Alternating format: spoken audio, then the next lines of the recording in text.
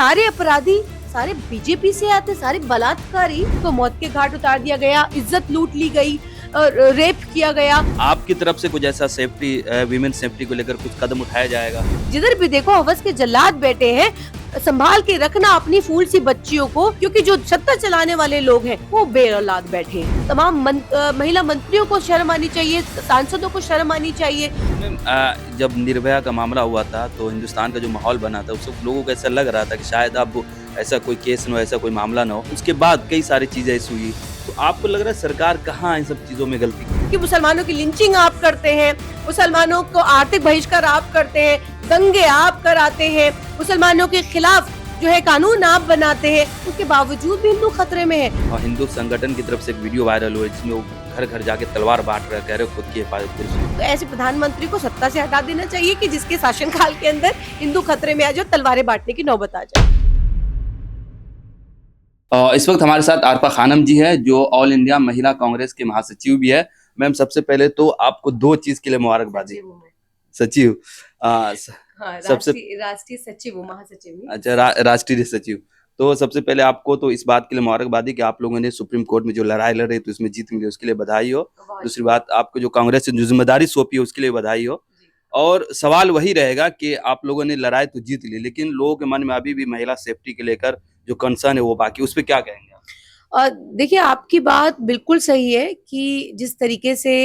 एक हालात बने जो देश भर में 2012 के बाद हमने देखा कि जिस तरीके से देश एकजुट हुआ था और फास्ट ट्रैक कोर्ट बनी थी, निर्भया जब हुआ था तो उसके बाद फिर हमने देखा कि लगातार फास्ट ट्रैक कोर्ट बनने के बाद भी लगातार उन केसेस के अंदर कोई कमी नहीं आई, हमारे पास कानून पर्याप्त रहे। लेकिन जिस तरीके से कानून होने के बावजूद भी इम्प्लीमेंटेशन पर जब सवाल उठते हैं कि इम्प्लीमेंट उसका किस तरीके से हो रहा है, क्योंकि कानून मर्डर का भी कानून है, रेप का भी कानून है, और इतना मतलब एक समाज के अंदर जो एक नजीर पेश होनी चाहिए, उस नजीर की बजाय जब डेटरेंस जब नहीं मतलब आ पाता समाज के अंदर, तो फिर लोगों का मनोबल बढ़ता है। और मनोबल अगर बढ़ाने के लिए अगर लगातार जमानतें मिलेंगी, पेरोल्स मिलेंगे और उकसाया जाएगा कि आप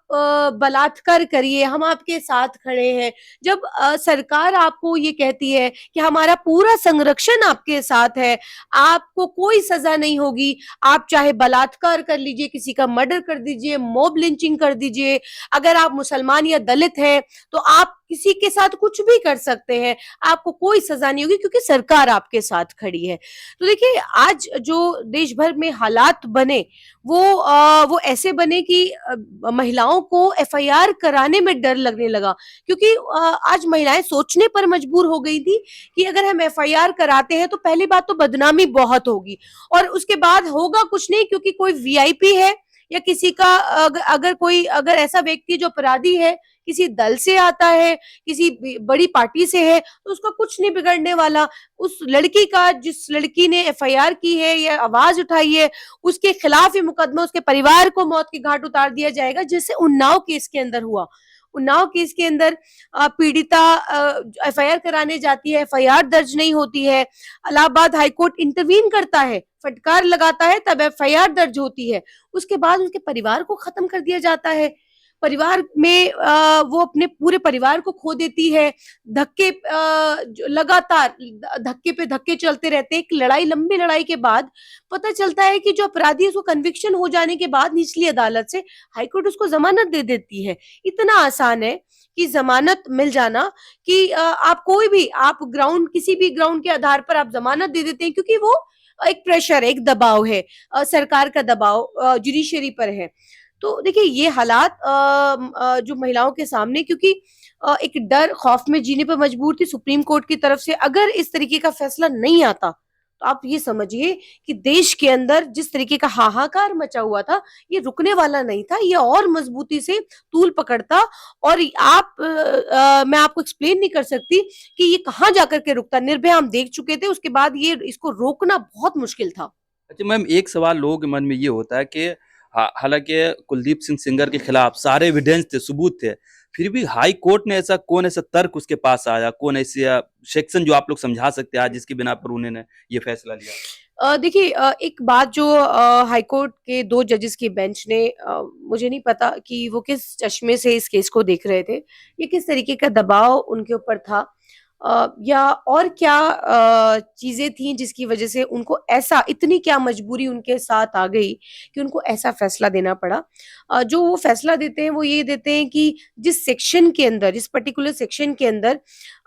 उनको कन्विक्ट किया गया था, तो उन्होंने कहा कि वो पब्लिक सर्वेंट की कैटेगरी में नहीं आते थे, जो कि जिस पर पार्लियामेंट के अंदर बहस होगी। आने वाले वक्त में आप देखिएगा कि इस पर पार्लियामेंट में बहस होगी, लेकिन एक अपराधी जो बलात्कारी है, परिवार को खत्म करने के आरोप में, हत्या के आरोप में वो जेल की सलाखों के पीछे है। जज साहब किस चश्मे से देखते हैं कि उसको जमानत दे देते हैं, और जमानत देने का जो ग्राउंड बताते हैं वो हम सबको झकझोरने का काम, झकझोर देता है, और सोचने पर हम लोगों को मजबूर करता है कि अदालतें क्या अब इस तरीके का आदेश देंगी कि बेटियां बेटियां बेटियों को एक लंबी लड़ाई लड़ने के बाद अगर अपराधी को जेल की सलाखों के पीछे भी भेज दिया, तो फिर सरकारें जिस तरीके से बिल्किस बानो को छोड़ने का काम करते हैं, उसी तरीके से राम रहीम को छोड़ने का काम करते हैं, पेरोल देने का काम करते हैं। इसी तरीके से प्रज्वल रेवन्ना हो, एक चिन्मयानंद हो, एक लंबी फहरिस्त है। हाथरस में बेटी को रात के अंधेरे में रात के अंधेरे में जला दिया जाता है। तो देखिए, एक लंबी फहरिस्त है, और इसी को लेकर के जब अदालतें इस तरीके से जमानतें देती हैं, तो सवाल उठते हैं कि अगर वो पब्लिक सर्वेंट की कैटेगरी में नहीं आता, लेकिन अपराधी तो था, बलात्कारी तो था, तो ये बेसलेस है, ये ग्राउंड बेसलेस है जिस ग्राउंड पर हाई कोर्ट ने फैसला दिया था। इसी को लेकर के हम लोग हाई कोर्ट के बाहर भी हमने धरना दिया था, जंतर मंतर पर भी धरना दिया था कि ये इस तरीके का जो फैसले हैं जो अदालतों से आते हैं, जो कि बेटियों के खिलाफ आते हैं, ये नहीं आने चाहिए। सेंसिटिव इश्यूज को, सेंसिटिव मैटर्स को, और खास करके जो रेप जैसे जघन्य अपराध है, इन सब पर थोड़ा सा सेंसिटिविटी अदालतों को दिखानी चाहिए। अच्छा मैम, जब निर्भया का मामला हुआ था तो हिंदुस्तान का जो माहौल बना था उस वक्त लोगों को ऐसा लग रहा था कि शायद अब ऐसा कोई केस न हो, ऐसा कोई मामला ना हो, लेकिन उसके बावजूद उसके बाद कई सारी चीजें ऐसी हुई। तो आपको लग रहा है सरकार कहाँ इन सब चीजों में गलती कर रही है? नहीं, सरकार कोई गलती नहीं कर रही है। सरकार तो प्लांटेड तरीके से इन चीज़ों को करती है, क्योंकि अगर हम देखें कि निर्भया के बाद फास्ट ट्रैक कोर्ट्स बनी थी, और ऐसा लगा था कि फास्ट ट्रैक कोर्ट बनने से समाज के अंदर एक डेटरेंस आया है, एक मैसेज गया है कि अब कोर्टें जो है वो लंबी-लंबी जो तारीखें लगा करती थी, या एक टाइम लिमिट सेट किया गया है जिसके अंदर के कोर्ट की सुनवाई होगी, और एक पर्टिकुलर जो टाइम के अंदर फैसला आना है। लेकिन उसके बावजूद भी मुझे बताइए कि कितने ऐसे, मैं बताना चाहती हूँ कि एनसीआरबी का अगर मैं डेटा उठाकर देखूं, तो अभी भी 22,000 जो केसेस हैं वो पेंडिंग हैं। तो यानी कि आप देखिए, अपराधियों का मनोबल बढ़ रहा है, कम नहीं हुआ 2022, और एक निर्भया नहीं उसके बाद हुआ, पता नहीं कितनी निर्भया हो गया। उसके फौरन बाद हमने देखा कि इतने सारे हमारे सामने मामले, सेम निर्भया जैसे मामले हमारे सामने आए,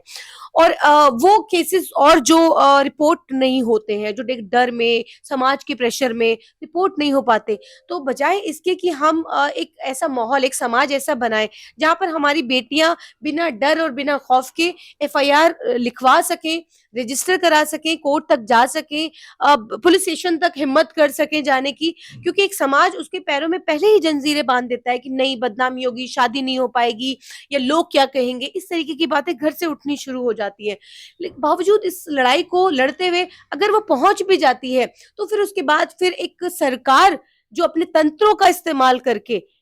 उस अपराधी को बचाने का काम करती है। और इत्तेफाक देखिए, ये बहुत बड़ा इत्तेफाक हो सकता है क्या कि सारे अपराधी सारे बीजेपी से आते, सारे बलात्कारी बीजेपी से क्यों आते हैं? क्योंकि अगर मैं इस उस लिस्ट की बात कर रही हूँ कि जो बीएचयू के छात्रों की बात कर रही हूँ, प्रज्वल रेवन्ना की बात कर रही हूँ, आसाराम, चिन्मयानंद, ये आपका राम रहीम जैसे लोग, और न जाने कितने हैं, कन्हैया मिश्रा जैसे लोग, और न जाने कितने लोग ऐसे हैं जो एक लंबी अगर हम लिस्ट की बात करें तो ये सब लोग, और इन सब को बचाते हुए सरकार नजर आती है। कहीं पर तिरंगा यात्रा निकालती है, कहीं पर हाथरस के अंदर हमने देखा कि बेटी को रात को अंधेरे में सबूत मिटा दिए गए। अंकिता भंडारी के केस की बात करूं, वीआईपी को बचाने की कोशिश हुई होती है। वीआईपी जिस वीआईपी के लिए अंकिता भंडारी को मौत के घाट उतार दिया गया, इज्जत लूट ली गई, रेप किया गया, रिजॉर्ट को बुलडोजर चला करके सारे सबूत मिटा दिए गए। लगातार परिवार सीबीआई की जांच की मांग कर रहा है, लेकिन कोई सीबीआई की जांच नहीं होती है, उस वीआईपी की कोई गिरफ्तारी नहीं होती है। लगातार एक महिला का वीडियो आप देख रहे हैं कि सोशल मीडिया पर वायरल हो रहा है। वो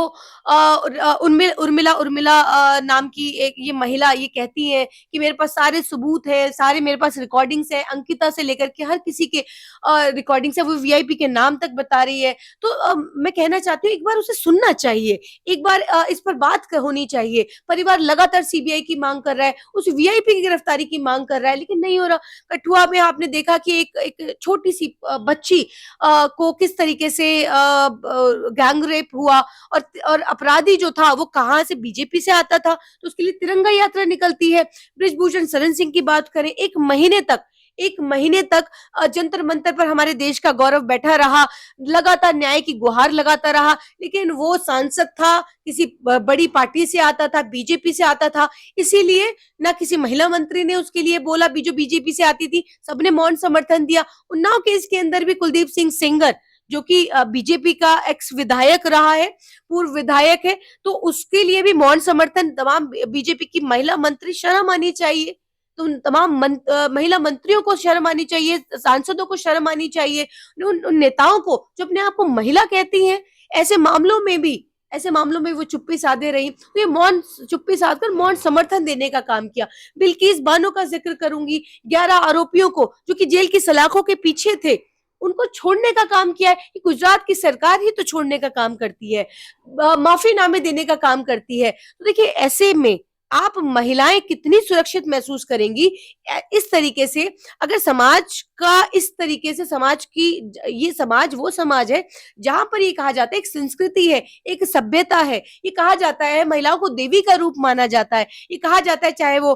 मैं मुस्लिम धर्म के अंदर कहूँ, मैं हिंदू धर्म के अंदर कहूँ, ईसाई धर्म के अंदर कहूँ, किसी भी धर्म के अंदर महिलाओं को इस तरीके से कहने का, इस तरीके से उसकी इज्जत उतारने का, या मैं कहूँ कि उसका अपमान करने का अधिकार नहीं है। हिंदू धर्म में तो बल्कि कहा जाता है कि महिला देवी होती है, पूजा की जाती है, जहां पर महिला का सम्मान और पूजा होती है वहां पर देवता निवास करते हैं। सेम मुस्लिम समाज के अंदर भी मैं हुजूर पाक का जिक्र करूंगी कि जब उनकी बेटी आती थी तो वो इज्जत एहतराम में खड़े हो जाया करते थे। इसी तरीके से अगर महिलाओं का अगर सम्मान की जो बात देश की प्राचीर से जो प्रधानमंत्री जी करते हैं, वहां पर कितना सम्मान, बेटी बचाओ बेटी पढ़ाओ नारा, खोखला नारा, ये फालतू बातें, फालतू जुमले, और उसके बाद कभी प्रधानमंत्री जी ने, कभी आप मुझे बताइए कि कभी किसी विक्टिम से मिले हो, कभी किसी एसिड सर्वाइवर से मिले हो और उनका दर्द साझा किया हो? आपको चूंकि अभी ये ओहदा दिया गया है, तो क्या लग रहा है आपकी तरफ से, कांग्रेस की तरफ से कुछ ऐसा सेफ्टी, वीमेन सेफ्टी को लेकर कुछ कदम उठाया जाएगा? देखिए कांग्रेस हमेशा से